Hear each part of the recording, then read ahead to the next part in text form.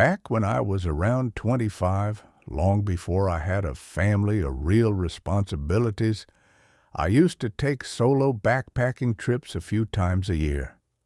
I'd drive to some remote trailhead in the Appalachians, hike miles into the backcountry, and spend a few days completely alone with no cell service and no people around. Most of my friends thought it was crazy, but I loved isolation. One trip in particular, in Cherokee National Forest, completely changed how I see the woods. I had already been hiking for 2 days when the weather suddenly turned. Dark clouds rolled in, the temperature dropped fast, and within an hour the wind and rain became a violent storm. Lightning was striking nearby, and the wind was bending trees so hard I could hear branches snapping above me. I was soaked and starting to worry about getting hurt when I noticed a small structure through the trees off the trail. As I got closer, I realized it was an old one-room cabin hidden deep in the forest. Relieved, I rushed inside to escape the storm. The cabin was dark and smelled awful, but it was dry. There was almost nothing inside besides a small table, a chair, a metal cot frame, and a stone fireplace filled with old ash. After lying on the floor for a while to warm up, I started looking around with my flashlight and noticed something strange. In the corner was a sleeping bag that looked newer than the rest of the place, and there were a couple of water jugs and cans on the table. Someone had definitely been using the cabin recently. Then I noticed deep scratches on the wall near the door. At first, they looked like random damage, but up close they clearly looked like claw marks made by someone desperately scraping the wall. When I checked the door, my stomach dropped. There was a metal bracket for a padlock on the outside of the frame, meaning the door could only be locked from outside. The window was even worse. Screws had been drilled into the frame from the outside to keep it shut, and the inside edges were covered in deep gouges like someone had tried to force it open with their hands. It suddenly felt obvious that someone had been trapped in that cabin before. I thought about leaving immediately, but the storm outside was still raging so hard that going back out felt dangerous. About an hour later, while the rain pounded the roof, I heard scratching sounds outside the cabin wall. At first, I thought it was a branch or an animal, but then 2 heavy thumps landed on a porch. I froze, listening carefully. A few minutes later, I heard pressure against the door, like someone leaning their full weight against it from outside. The latch rattled once and then stopped. My heart started racing because the door wasn't locked, so whoever was out there could have simply walked in.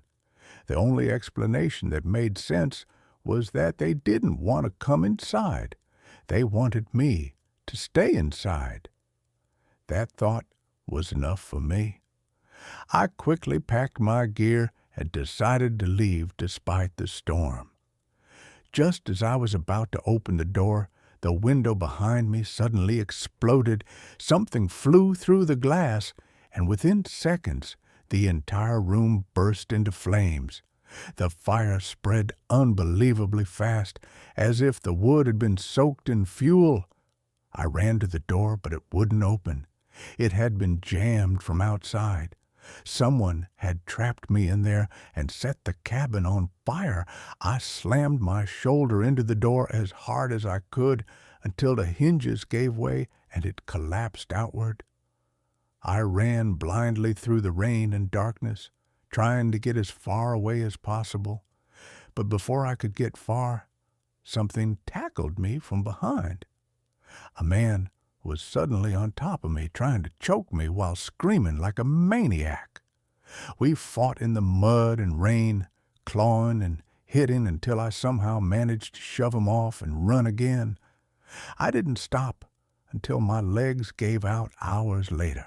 I hid under fallen trees until morning and eventually found a trail that led to a road where someone drove me to a hospital.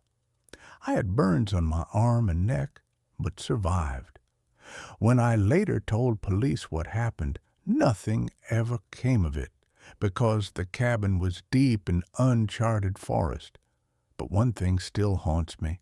The fire spread far too fast for an old wooden cabin in a rainstorm. It felt like the place had been prepared to burn, like a trap waiting for someone unlucky enough to seek shelter there. I still hike sometimes, but never alone, because somewhere in those woods there might still be someone waiting for the next person to step into that cabin.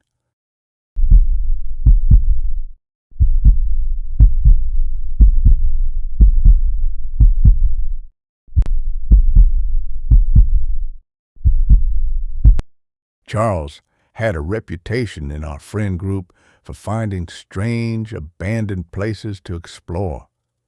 If there was a building hidden somewhere that people weren't supposed to go, Charles had probably already discovered it on Google Earth. One weekend, he told me about an old fire lookout tower deep in a forest a few hours away. According to him, it had been abandoned for years and was just sitting out there in the middle of nowhere. His idea was simple: hike out to it, climb to the top, and spend the night watching the sunrise from above the trees. It sounded risky, but that was exactly why I agreed to go. After a long drive and a short off-trail hike, we actually found it.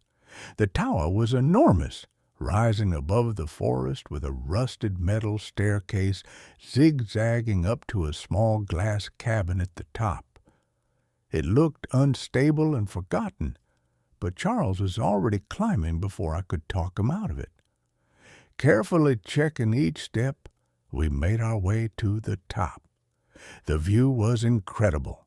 As the sun set, the forest below turned into a dark ocean of trees with nothing but stars above us. Later that night, while we were sitting outside the cabin talking, Charles suddenly pointed down into the woods. Far below us, a faint light was moving slowly through the trees. At first, I assumed it was another hiker with a flashlight, but the way it moved was strange. It didn't sway like someone walking. It glided smoothly, almost like it was floating. We watched in silence as it slowly got closer to the tower. Eventually, it stopped directly below us. From 70 feet up, we could see the light itself, but we couldn't see who or what was holding it. Charles even yelled down, asking if someone was there, but there was no answer. The light didn't move for nearly 30 minutes. Eventually, it disappeared completely, leaving nothing but darkness below us. We decided to stay inside the tower cabin for the rest of the night, too nervous to climb down. Not long after, we started hearing metallic noises echoing through the tower's frame, loud clangs and grinding sounds like someone hitting the structure with a tool. At one point, I even saw the shadow of a figure pass across one of the windows outside the cabin, even though we never heard anyone climbing the ladder. We stayed awake all night, pressed against the door, waiting for someone to come through it. When sunrise finally came, we rushed outside and looked down. That's when we saw something that made no sense. A whole section of the metal staircase leading down the tower was completely gone. Several steps had been removed during the night while we were sitting directly above them. The missing pieces were nowhere on the ground, and there was no sign that anyone had been there. Somehow, someone or something had dismantled part of the tower in the darkness without us hearing a thing. We jumped across the gap, climbed down as fast as we could, and left the forest without saying much. To this day, Charles and I still talk about that night, but neither of us has ever figured out who was standing beneath that tower, or how they managed to remove an entire section of stairs while we were right above them,